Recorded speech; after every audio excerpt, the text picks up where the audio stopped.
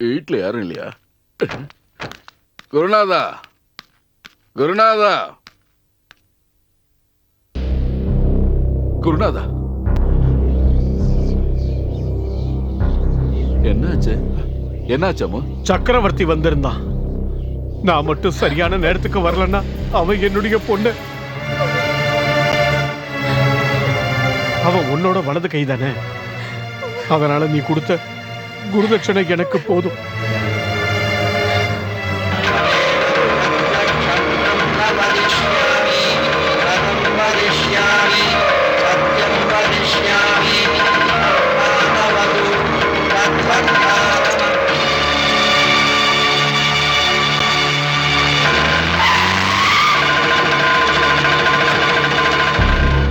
வாங்க தேவானே.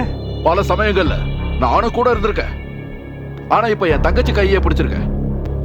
அதுவும் என் மனசுல கோயில் கட்டி வச்சிருக்கிற என் குருநாதனோட பொண்ணு தொட்ட உன் கையை நான் வெட்டி எடுத்துறேன்டா.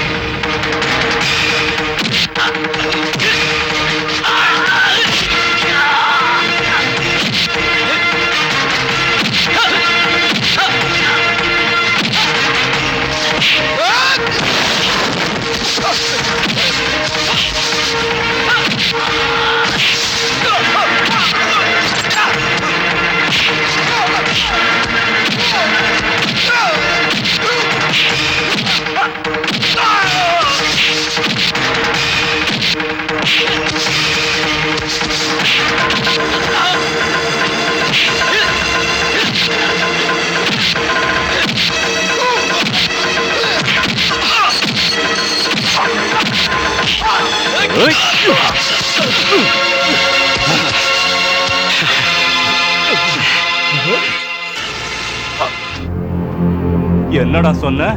என் கை கால வெட்டி போட்டுருவியா? உனக்கு இந்த கை தானடா முக்கியம்.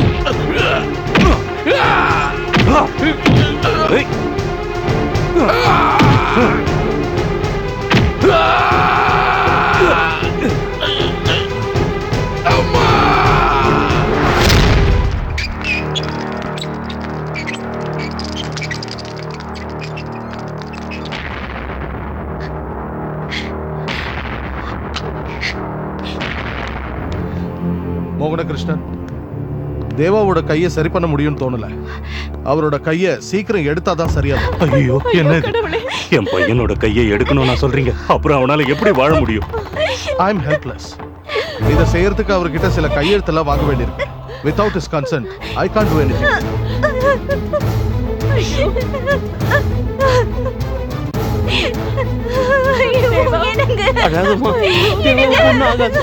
கடவுள் நம்மோட இருக்காருமா.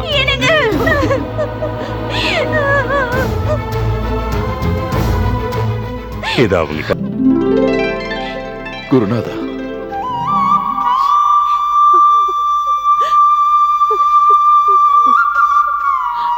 என் கைக்கு என்னாச்சு? உண்மையை சொல்லுங்க. ஏன் பேச மாட்டீங்க? நீ டாக்டர் கொடுக்கிற அந்த ஃபார்ம்ல ஒரு கையெழுத்து போடணும். எதுக்கு? வேற வழியே இல்லைன்னு சொல்றாரு. என்னது?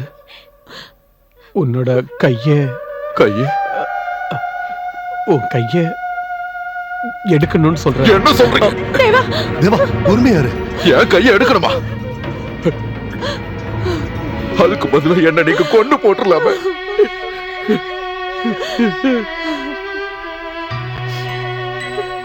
தேவா, ஒரு விஷயத்தை சொல்லட்டுமா? ஆயுர்வேத வைத்தியர் தன்வந்திரமூர்த்தி இன்னும் இறக்கல. இப்பவும் அவர் ஒரு மனுஷ அவதாரத்துல வாழ்ந்துட்டு இருக்காரு, மேலத்தூர் மடத்துல. நாம அங்க போய் பார்க்கலாம். போலாம், கண்டிப்பா போலாண்ணே. என் கையை காப்பாத்துறதுக்காக நான் எங்க வேணாலும் வரேன், எந்த ஊரா இருந்தாலும்.